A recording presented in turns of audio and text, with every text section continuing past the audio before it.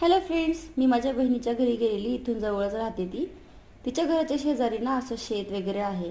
माझ्या मुलांना खूप भारी वाटत, तिथं मस्त काहीतरी मस्ती करत होते सगळे मिळून. तिच्या घरी ना हे मांजरीने पिलांना जन्म दिला. किती क्यूट आहे ना. मला तो खूप आवडले. पिले 3 पिले आहेत असे. मी काही हिचे व्हिडिओ टाकत असते तेव्हा तेच हे.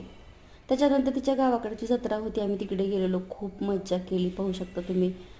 ते डिस्को काय असतं ते स्लीप डान्स, नंतर भरपूर काय काय एन्जॉय केलो. मुलांनी पण खूप जास्त एन्जॉय केला.